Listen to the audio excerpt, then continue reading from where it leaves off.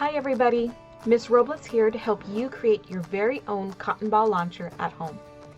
In order to make your very own cotton ball launcher, you're going to need a few supplies. You will need 2 cardboard toilet paper rolls,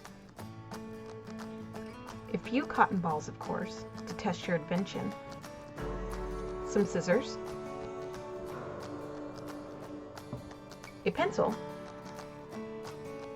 tape, and 2 stretchy rubber bands. Step 1. Cut your first toilet paper roll open, like this. Now make the tube smaller by rolling it together, just like I did here. Step 2. Get some tape and place it on the ends of your roll to make sure it doesn't open up.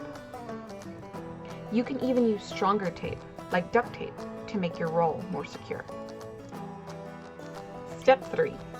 Have an adult put holes into your smaller roll so you're able to stick your pencil through the roll. If you have a hole puncher on hand, this may actually be better to make the holes.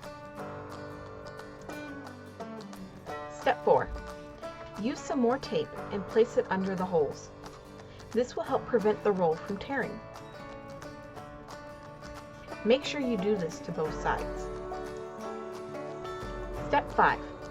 Grab your other toilet paper roll and cut 2 pairs of slits parallel to each other on the roll, just like I'm doing here.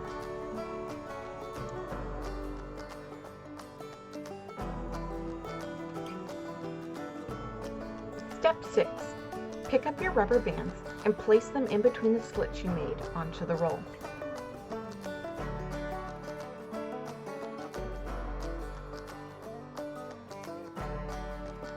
Finally, take your smaller toilet paper roll and place it inside of the other toilet paper roll. Carefully stretch the rubber bands around the pencil like this. Now you can test out your new invention.